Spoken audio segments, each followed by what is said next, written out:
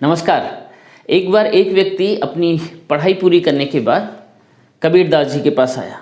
उसकी शिक्षा पूरी हो गई और बोला कि मेरी शिक्षा पूरी हो गई, अब मुझे क्या करना चाहिए, मुझे गृहस्थ में जाना चाहिए या फिर संन्यास ले लेना चाहिए।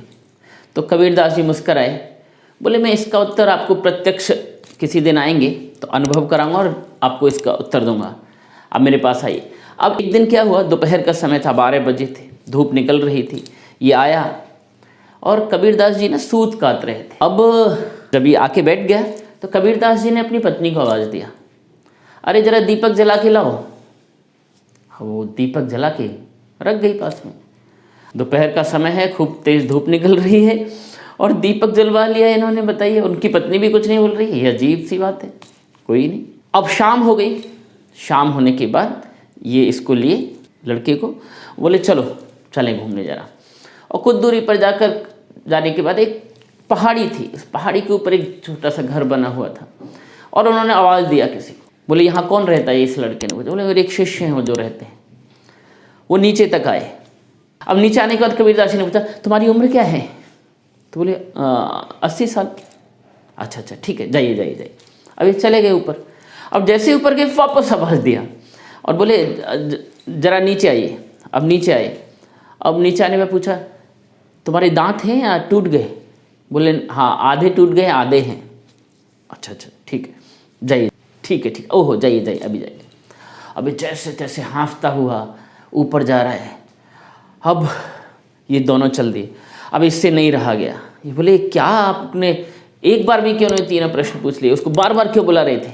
अब कबीरदास जी मुस्कुराए, बोले मैं तुम्हें यही तो सिखाना चाह रहा था। यदि गृहस्थ में जाना है तो ऐसा जीवन साथी की तलाश करो और ऐसे जीवन साथी आप बनो कि इतना परस्पर विश्वास हो कि कोई किसी से प्रश्न पूछे। दोपहर में जब मैंने अपनी पत्नी को कहा कि दीपक लेकर आओ तो उसने प्रश्न नहीं किया। वो चुपचाप दीपक लाई, जला कर रख कर गई और चली गई, क्योंकि मैंने कहा था। कोई प्रश्नवाचक चिन्ह नहीं। तो गृहस्थ में जाते हो तो ऐसे जीवन साथी के चुनाव करो, या आप भी ऐसे जीवन साथी बनो तो गृहस्थ भी अच्छा बनेगा। तो गृहस्थ भी बुरा नहीं है, गृहस्थ भी बहुत अच्छा है। लेकिन यदि संन्यास में जाना है तो ऐसा शिष्य बनना होगा कि कोई प्रश्न नहीं। आपने देखा उस वृद्ध मनुष्य को, उसको मैंने 3 बार बुलाया लेकिन उसके चेहरे पर कोई प्रश्न नहीं, कोई उसने प्रत्युत्तर नहीं दिया कि आप मुझे बार बार क्यों बुला रहे हैं, एक साथ 3 प्रश्न क्यों नहीं पूछ रहे। बिल्कुल शांत भाव से आया, शांत भाव से उत्तर दिया और चला गया। तो यदि संन्यास में जाना है तो ऐसा शिष्य बनना पड़ेगा कि जहाँ गुरु के प्रति वो समर्पण हो। तो फिर यदि आप गुरु के प्रति वो समर्पण आपका आ जाएगा और क्रोध नहीं आएगा, हमेशा सम्यक भाव में रहोगे, समता में रहोगे, तो संन्यास भी श्रेष्ठ है। लेकिन यदि गृहस्थ में गए और विश्वास नहीं हुआ तो गृहस्थ भी सही नहीं है। संन्यास में गए और गुरु के प्रति भक्ति और भाव और समर्पण नहीं रहा और सम्यक भाव नहीं रहा, वहाँ भी क्रोध आते रहे आपको, तो संन्यास भी आपके लिए कुछ नहीं कर पाएगा।